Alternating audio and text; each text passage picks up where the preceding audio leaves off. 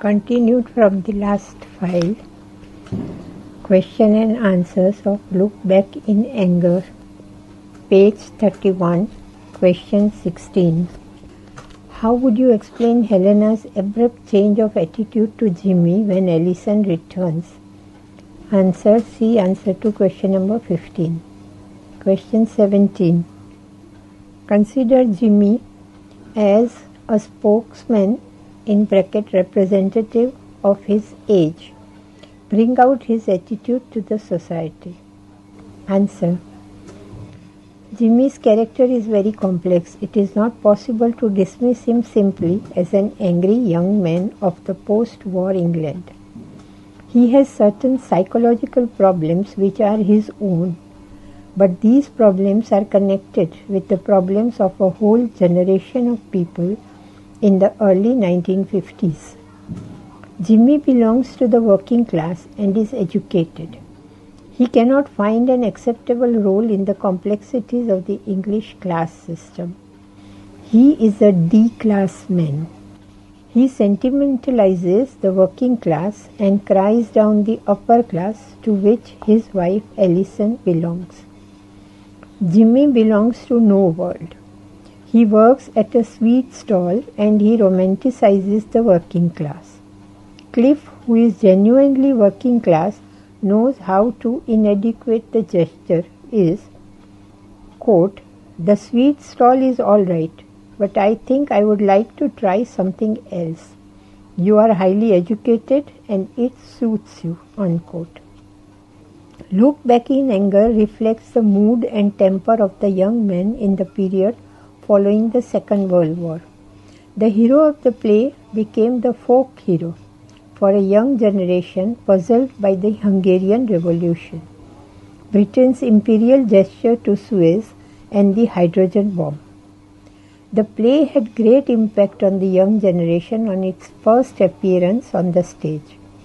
Osborne reflects on the contemporary scene and captures the mood of post-war youth. Jimmy attacks, quote, "the establishment," unquote, the church and the state. He comments on, quote, "posh Sunday papers," unquote, which dish out monotonous items on adverbian orthodoxy and conformity, on insensibility and intellectual lethargy. Quote, "Nobody thinks, nobody cares. No beliefs, convictions, and no enthusiasm," unquote. He ironically refers to, quote, "white tile," unquote, universities, bishops, and the hydrogen bomb. He says, quote, "there are no good, brave causes left in the world," unquote. This mood of annoyance and impatience is induced by the functioning of the governments, both Labour government and the Conservative government, in the 50s.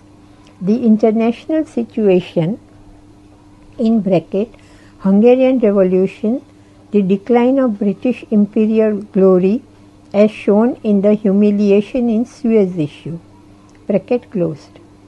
Although Hungarian Revolution and Suez crisis occurred in 1957, while Look Back in Anger was written in 1956, but the frustration and disillusionment that prevailed among young men are given expression to by Osborne. Jimmy is the embodiment of disillusionment and rebelliousness of the young people of England just after the Second World War. Page 32. Page 32.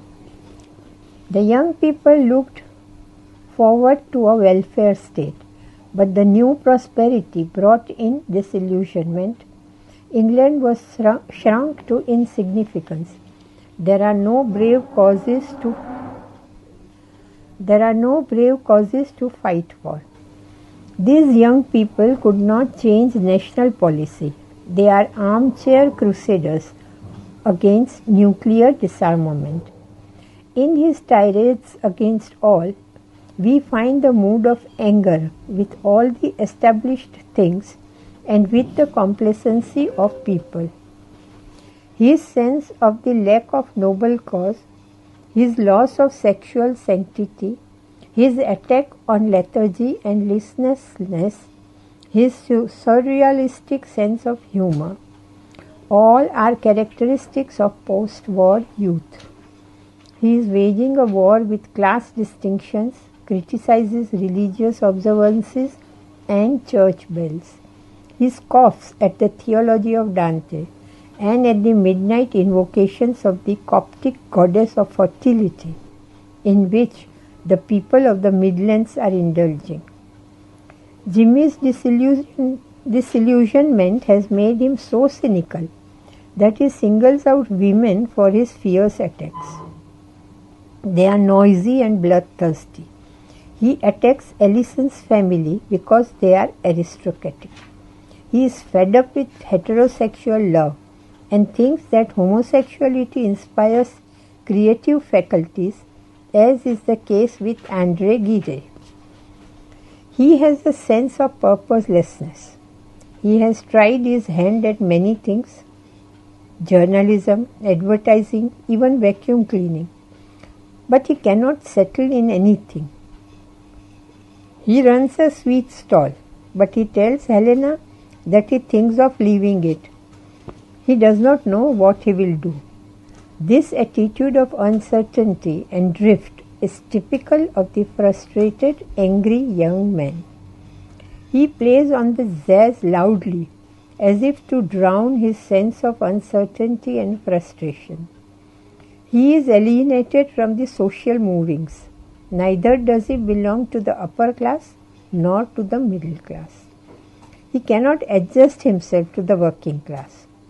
The tone of his complaints and boredom belongs to a generation which came after the Second World War. The play has been regarded as a harbinger of the new left of anti-apartheid and the campaign for nuclear disarmament. Jimmy's remarks early in the play that, quote, nobody thinks, nobody cares, no beliefs, no convictions, and no enthusiasm, unquote, are rooted in his sense of boredom and purposelessness. It has both psychological and social validity. However, Jimmy is not so simple a type of angry young man. Jimmy is not simply a type of angry young man. He has certain individual traits. Jimmy is not without emotions. He loves his wife and appreciates the friendship of Cliff. When Allison is hurt, he is affected and addresses his wife in endearing terms. He has love and respect for his father and thinks wistfully about his father's death. He likes Webster, Madeline. He is touched on hearing about the stroke of Mrs. Tanner. He feels sadder when Allison refuses to go with him to London to attend upon the dying woman. At the end, page 33, he pathetically says how everybody is wanting, quote, to escape from the pain of being alive, unquote. He speaks about his profound loneliness, not in angry manner, but with tender feelings. As a matter of fact, his hard intellectuality, his sharp wit are combined with his tender feelings. This explains why he is at last reconciled to his wife, who can give him companionship. Quote, I may be a lost cause, but I thought if you loved me, it need not matter. Unquote. Question 18. Try to explain the psychological basis of Jimmy's anger and boredom. In what respects Jimmy is a type and an individual? Answer.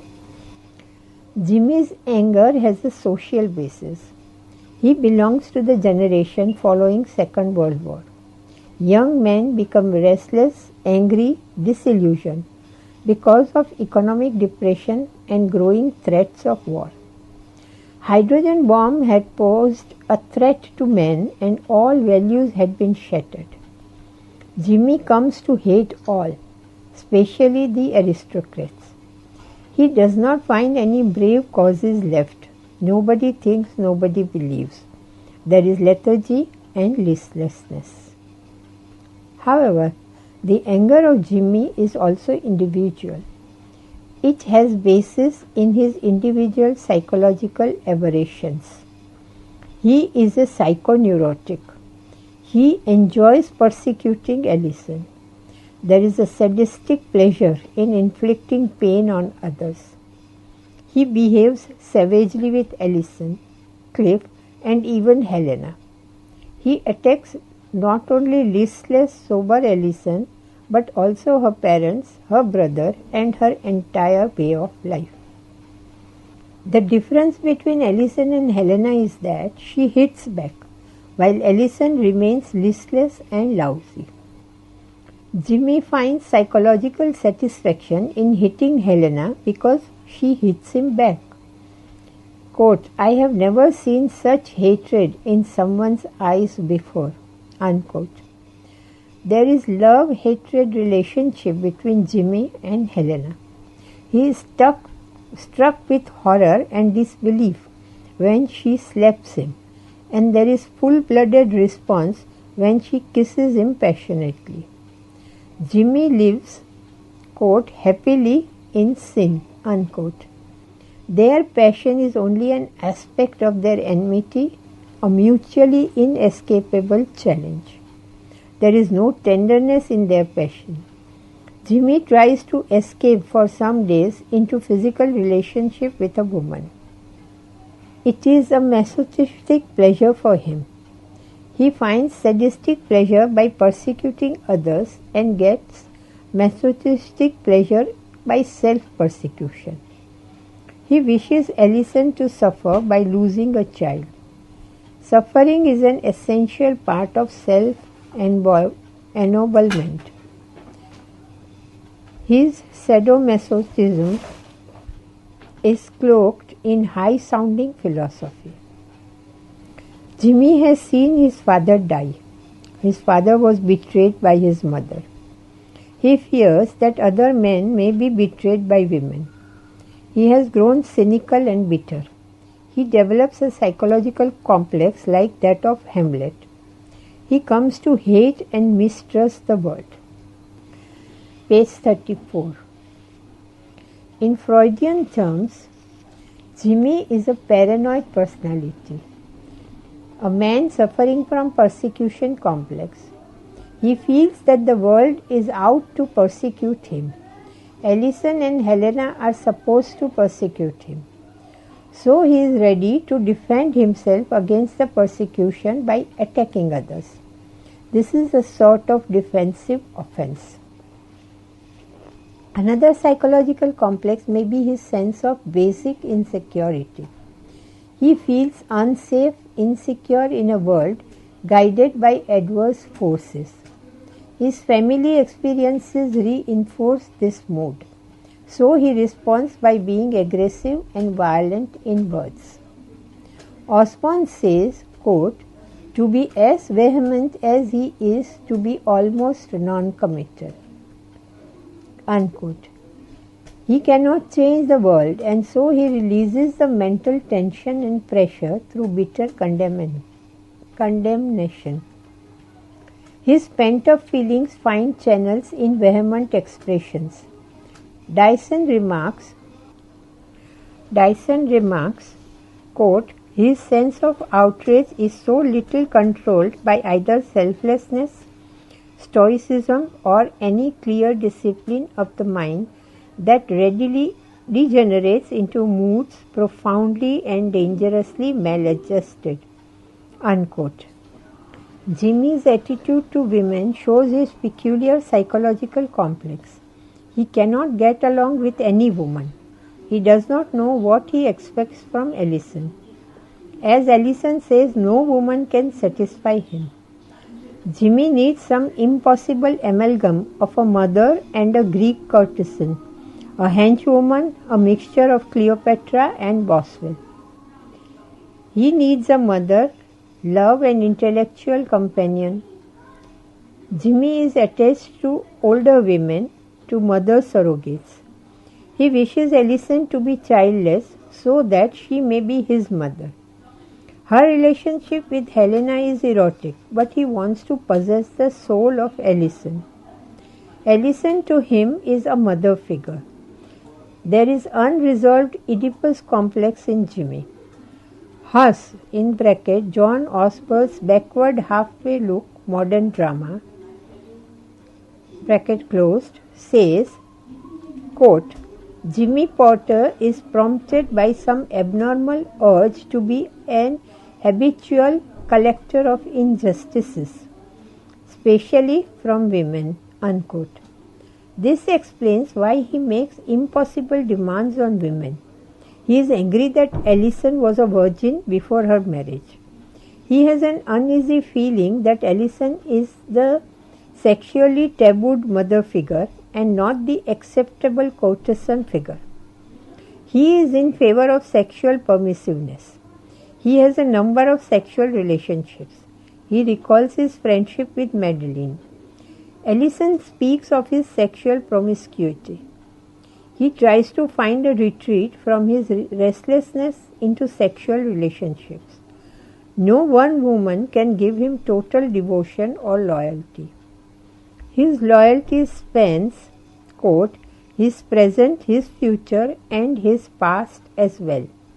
All the people he admires and loves and has loved. The friends he used to know, people I have never even known, probably won't have liked.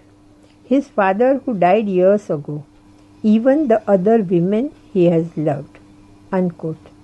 In bracket, Allison. Jimmy represents page 35. Many of the moods and traits of his age group and of his class in his disillusionment, anger and roughness. But his psychoneurotic problems are his own. In this respect, he is a unique individual. Question 19. Bring out Jimmy's attitude to women. Answer, see answer to question number 18. Question 20. Assess Jimmy's attitude to society. Answer, see answer to question number 17. Question 21. Consider Jimmy as a portrait of alienation. Do you see any resemblance to Hamlet? Answer. Jimmy is an angry young man who looks to the past. The title gives this clue to Jimmy's character. He is disillusioned and dissatisfied with things as they are. He typifies the mood of young men just after the Second World War. The war has brought no hopes for them. The world is threatened with nuclear war. Old values have gone. They have not been replaced by any new values. There is sense of purposelessness everywhere. People have lost their roots in the past. One principal reason for Jimmy's anger seems to be the disparity between his own working class origin and the upper middle class to which his wife belongs. Jimmy's education has forced him out of one world and yet simultaneously barred him from accepting the alternative world of Allison's mother and brother Nigel. Quote, the platitude of outer space, unquote, and conservative member of parliament. Jimmy has a sharp and witty mind.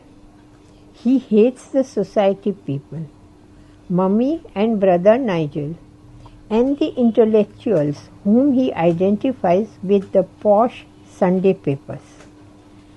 The former betray his educated loyalty to the truth and ideas, and the latter show his sentimental longing for a lost world of ideals. Helena is loyal to the orthodox ideals of religion and morality, but she does not act on them. Her strength lies in her hypocrisy. Jimmy attacks sentimental Christianity. The things that Jimmy attacks in Helena are close to his own thought. Quote, they are a romantic lot. They spend their time mostly looking forward to the past. Unquote. Jimmy looks back in anger because he has no present and future. He is alienated from his social moorings because of his intellectual alertness. His awareness and sensitivity serve only to expose in acts of senseless cruelty the weaknesses and inadequacy of those around him. He complains, quote, nobody thinks, nobody cares, no beliefs, no convictions, no enthusiasm, unquote. He is oppressed by the sense of loneliness. He is depressed by the Sunday papers, by the monotony, page 36, of Sundays, by the apathy and mental inertness of Cliff and Ellison, by the Edwardian values in Priestley's plays. He is a D-class man. He is educated, but he keeps a sweet stall. He had known love, betrayal, and death when he was 10 years old. He sat by his father's bedside and watched him dying. The death of his father and the betrayal of his mother produced tremendous effect on his mind. Both family and society have proved to be callous and corrupt. He is led into cynicism and boredom. He feels alienated from the society, from his own class as well as from the middle class. He now indulges in tirades against society, women, and looks sentimentally to the past for the release of his tension. Critics find similarity between Jimmy and Hamlet. Jimmy is alienated from the society by his education and work. Hamlet is alienated by his intellectual ability and moral sensibility. He is a misfit in the feudal society, vitiated by moral and intellectual corruptions. He is induced to deep brooding for murder of his father and his mother's complicity in the murder and her, quote, over hasty, unquote, marriage. Jimmy is deeply moved by his father's death and loneliness and mother's betrayal. Hamlet cannot like the courtier like Polonius and other members of the society like Rosencrantz and Guildenstern. His sense of alienation is expressed in bitter and cynical utterances to his beloved Ophelia and his mother, and he attacks the royal court of Denmark. Similarly, Jimmy attacks bitterly Ellison and women in general and the society. Hamlet finds relief in his talks with the players, and Jimmy finds the release of tension in the bear-squirrel game in the Vanderbilt. Both the heroes lack purposiveness and suffer from self-pity and self-doubt. They cannot act, they make futile complaints. Hamlet often lapses into self-brooding, and Jimmy indulges in monologues about the past. Hamlet is, however, not an angry young man. He has moral idealism and he develops, quote, there is providence in the fall of sparrows, unquote. He falls into Ophelia's grave and fights with Laertes. Jimmy at the end accepts Ellison and is reconciled to her psychologically. Hamlet has Horatio as his friend, companion, and conscience. Jimmy has Cliff, who restrains him from his excesses. Brother Nigel is Laertes, who is a foil to Hamlet. Ellison's mother is the female counterpart of Polonius. Ellison secretly writes to a mother who gives her advice just as Polonius advises his daughter Ophelia. Jimmy indulges in brutal tirades against Alison, just as Hamlet castigates Ophelia in filthy language in the nunnery scene. Jimmy has a tender feeling for his father and has a sense of grievance for his mother. For page 37, her betrayal to his father. Hamlet has the same love of father and disgust with his mother for frailty. But Hamlet has more subtlety and more inwardness. Jimmy is a pathological character, a victim of the disillusionment and frustration of post-war England. There is no failure on the part of Hamlet, but Jimmy and Alison embrace self-destructive relationship. Jimmy has no idealism, no look at the future. Question 22. Do you find any resemblance between Look Back in Anger and Hamlet? See answer to question number 21, last paragraph. Question 23. In Look Back in Anger, Jimmy is more obsessed with the past than he is concerned with the future. How are Jimmy and Colonel Redfern linked? Answer. The title Look Back in Anger provides the clue to its form. Jimmy is disillusioned with the present and looks back in anger. He has romantic illusions about the past. He regrets the past since it embodied moral certitude and idealism. He cannot look to a possible better future because he has no idealism, no sense of certitude. Jimmy is trapped between a past from which he cannot escape and a future which he cannot accept. There is a strongly nostalgic quality in much of his response. He recaptures the mood of the period following the Second World War, when nuclear threat hung heavy in the air. The end of war has not ushered in any hope for the future. Both the Labour government and the Conservative government had belied all hopes of a welfare state. Nuclear war has brought in the disillusionment among young men.